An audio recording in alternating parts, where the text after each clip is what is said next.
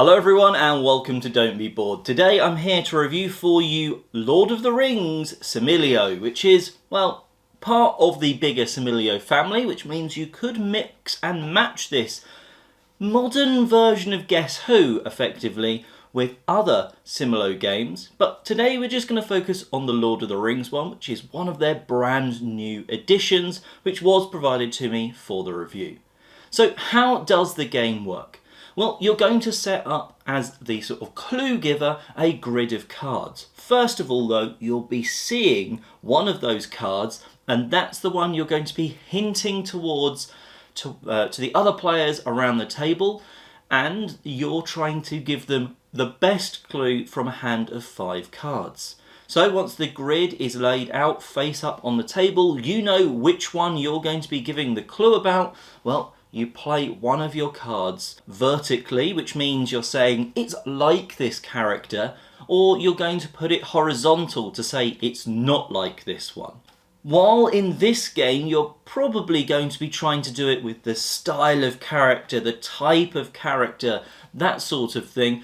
There are other versions of Similo, and it's even possible in this one to play it based on the colour of the card, sort of the background that's there, or the sort of the general vibes that you're getting from a certain creature or character.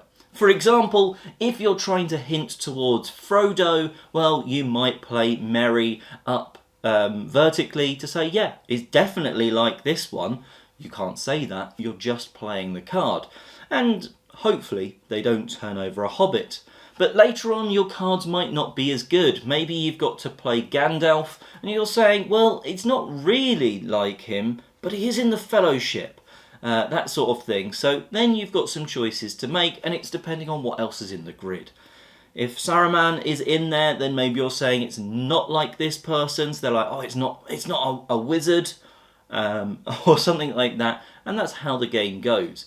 In round 1, the other players only have to turn one character card or creature card face down, and if you're still okay, the character that you're trying to hint towards is still there, you carry on. In round 2, you're still only going to be playing one additional clue to the one that's already on the table, but they have to turn 2 cards over, then 3, then 4, and in the final round, if you've made it that far, it's a choice between the 2, and hopefully your final clue will nudge them in the right direction and you can win. And you win as a group.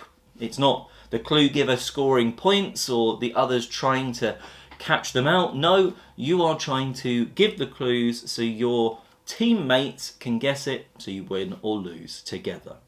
So I have played Similo before. Back a few years ago when they first released it, they did like a historical figures and like a mythical creatures or fantasy, and I played those 2 when they first came out, but I haven't actually played any of the other games in the system until now.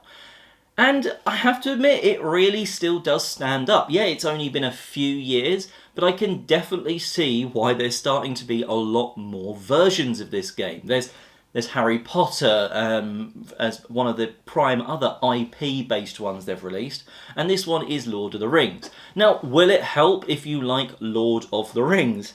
Yes. If you're not a Lord of the Rings fan, then I would suggest going for one of the other sets potentially, because unlike historical figures or sort of one of the original ones which weren't IP-based, this kind of does need you to know something about the characters. You can get away, and in fact, one of the people that I've played this with has only seen Lord of the Rings once.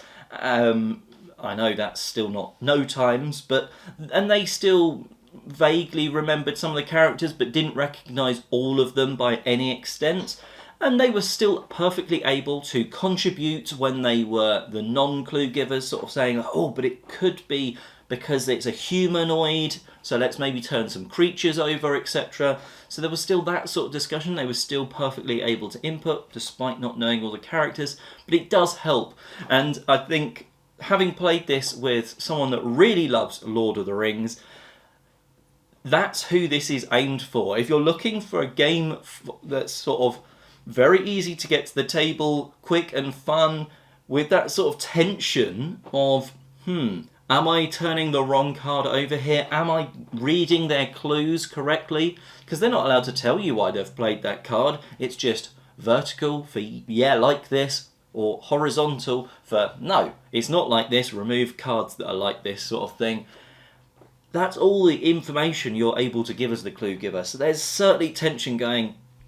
I really hope I've put, it's like the Balrog, but I'm trying to say that it's sort of a bad, evil character. I'm not trying to say it's definitely not a human or elf, etc. Hopefully they get that clue. Maybe I can play some other cards and then they'll look back and go, oh, why did they play this card? Oh, they're saying it like this. Oh, I thought they were trying to say it was a creature, but they're trying to say like a relatively bad person because of that card. So you've got all that sort of good tension in there, and Lord of the Rings fans knowing all the characters and having that extra depth, I think really does help take this game to the next level. Like I suggested, I have played previous versions of this game, and actually they weren't in a box like this. They were almost in more of like a top trump pack. And while it's a sort of cardboard box rather than a plastic box, there's very little difference. In fact, the gameplay is completely unaffected by it. But it was interesting that they've sort of gone for slightly different packaging, but it doesn't result in any sort of harming of the cards.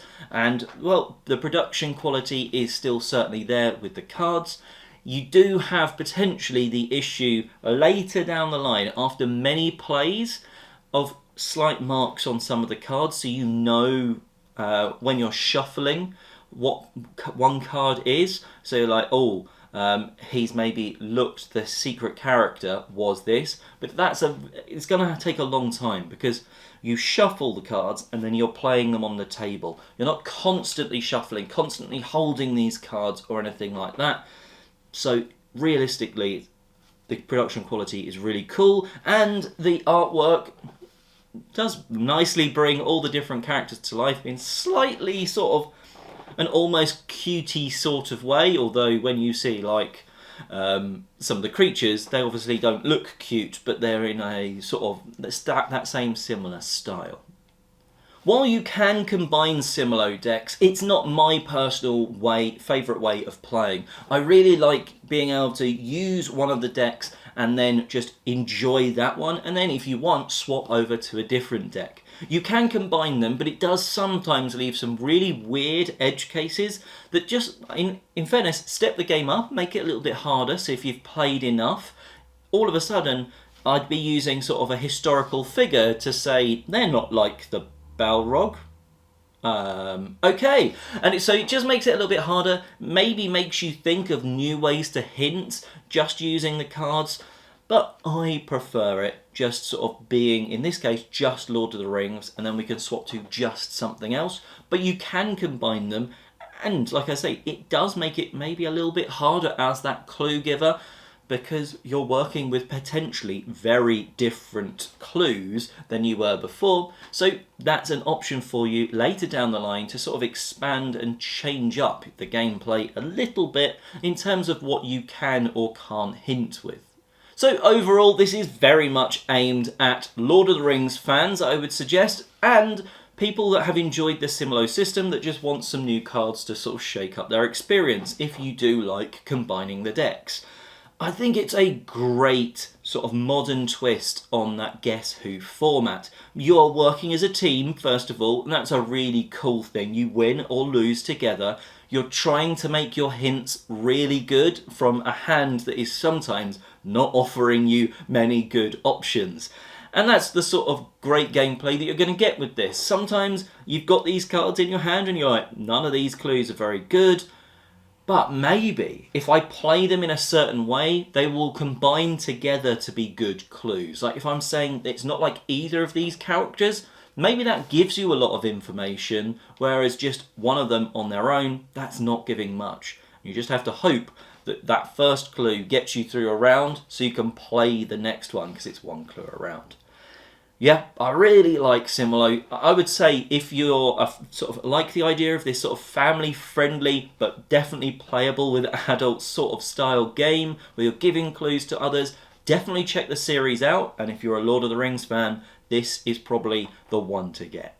Anyway, thanks for watching. I hope this has helped you. If you've played Similo or even the Lord of the Rings version, please comment down below what you thought of it. It'd be great to know if you agree or disagree. And until next time, well, have a Lord of the Rings great day gaming.